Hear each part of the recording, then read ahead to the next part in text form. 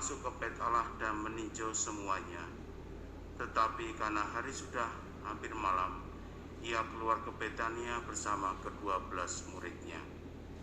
Keesokan harinya sudah mereka itu meninggalkan Betania. Yesus merasa lapar, dan dari jauh ia melihat pohon ara yang sudah berdaun. Ia mendekatinya untuk melihat kalau ia mendapatkan apa-apa pada pohon itu. Tetapi waktu tiba di situ, ia tidak mendapatkan apa-apa selain daun-daun saja, sebab memang bukan musim buah ara. Maka Yesus berkata kepada pohon itu, "Jangan lagi seorang pun makan buahmu selama-lamanya." Ucapan ini terdengar pula oleh para muridnya.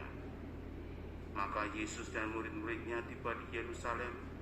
Sudah masuk ke bait Allah, mulailah Yesus mengusir orang-orang yang berjual beli di halaman bait Allah.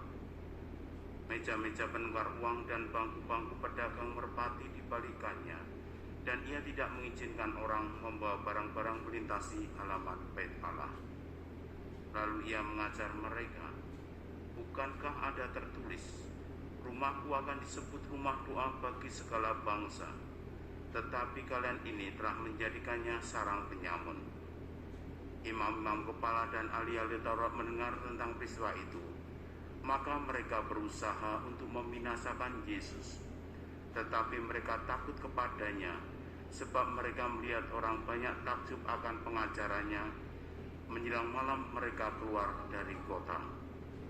Pagi-pagi Yesus dan murid-muridnya melewat dan melihat bahwa pohon ara itu sudah kering sampai ke akar-akarnya.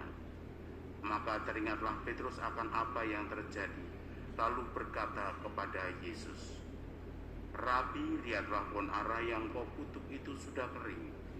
Yesus menjawab mereka, "Percayalah kepada Allah. Aku berkata kepadamu, sesungguhnya barang siapa berkata kepada gunung itu, beranjaklah dan tercampaklah ke dalam laut, maka hal itu akan terjadi asal ia tidak bimbang hati, tetapi percaya bahwa apa yang dikatakannya itu akan terjadi.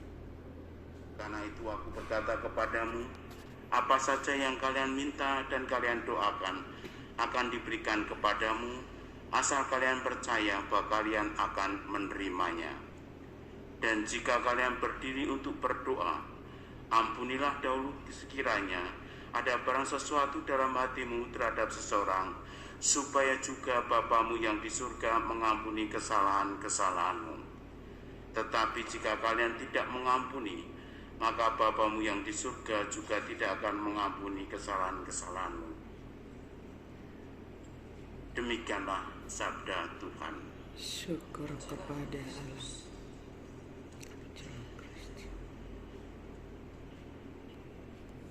Saudara-saudari yang terkasih, seorang petani menantikan buah-buahan dan sayur-sayuran hasil panen.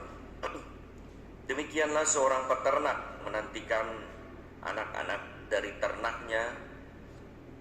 Seorang pedagang menantikan untung dari usahanya. Apa yang Tuhan nantikan dari kita seandainya Tuhan datang kepada kita?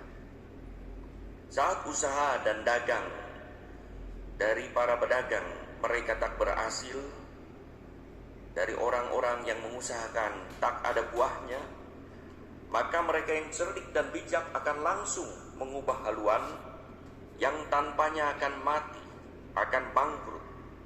Demikianlah dalam hidup beragama, orang akan kering hingga mati kalau tidak berorientasi pada Allah, berubah dan bertobat. Saudara-saudari yang terkasih, Injil hari ini syarat dengan banyak pesan. Salah satunya adalah peristiwa saat Yesus mencari buah pada pohon ara, tetapi tidak menemukannya. Hingga Yesus kecewa dan marah. Mungkin orang berkata, salah sendiri Yesus, carinya kok bukan di musim buah ara. Yesus bukan sekedar lapar biasa, tetapi ada maksud mencari pohon ara yang kelihatannya bagus, yang memang bukan pada musimnya, tetapi tetap diharapkan ada buahnya. Tidak mungkin bagi Yesus pohon ara itu tak berbuah dengan daun yang lebat seperti ini. Nyatanya memang tak berbuah hingga Yesus mengutuknya. Pohon itu menjadi kering dan mati. Di tengah peristiwa itu Yesus mengingatkan akan fungsi rumah Allah sebagai rumah doa, tempat orang berjumpa dengan Allah lepas dari kecenderungan ekonomisasi dan politisasi agama. Motif ekonomi dan politik sering mengaburkan dan mengacaukan praktek beragama yang tak sesuai dengan ajaran luhur. Saudara-saudari yang terkasih, ada orang yang tak diingat lagi, lenyap, seolah-olah tak dilahirkan, karena selama hidupnya nyaris tak berbuah kehidupan yang menonjol, tak menjadi berkat bagi banyak orang. Itulah yang diingatkan dalam bacaan pertama. Namun ada juga orang yang selalu diingat karena jasa dan cinta selama hidupnya, dikenang terus. Kebesarannya diceritakan dari waktu ke waktu, bukan hanya dalam keluarga, bukan hanya dalam gereja, dalam masyarakat, tetapi banyak orang mengingat dan mengenangkannya. Hingga orang yang tak hidup, tak sejaman pun mengenal ceritanya. Itulah kisah orang heroik, bagaikan martir yang rela menyerahkan nyawa demi iman dan demi keselamatan sesama. Maka banyak para martir yang kita tidak kenal tetapi sering disebut-sebut dan didoakan. Dan juga mereka yang patriotik bagaikan pahlawan yang rela mati demi bangsa, demi kesejahteraan rakyat Indonesia. Banyak pahlawan kita tidak kenal juga, tetapi terus disebut-sebut dan diungkapkan. Itulah juga kisah orang-orang kudus yang telah hidup berbakti kepada Tuhan dan sesama. Bagaimana dengan kehidupan kita? Adakah buah-buah kehidupan yang menjadi berkat bagi banyak orang, hingga baik sewaktu hidup maupun saat mati kita dikenal dan dikenang? Memang perbuatan baik bukan untuk dikenal dan dikenang, tetapi untuk berbaik, untuk berbakti kepada Allah. Tetapi akibat baiknya adalah dikenal dan dikenang. Mari kita menyediakan buah kehidupan yang dicari oleh Yesus, yang lapar melihat dan mengambil buah-buah kehidupan sebagaimana dikehendakinya dari kita.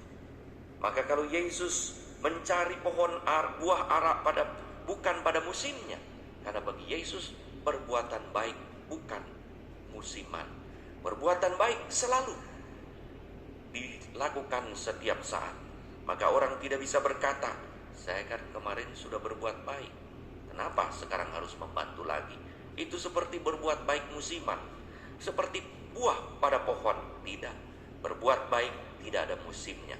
Kapanpun kita bisa berbuat baik, kapanpun kita bisa menghasilkan buah. Jangan sampai kita justru kedapatan tak berbuah pada saat Yesus mencarinya, hingga kita pun menjadi kering, malah menuju kematian.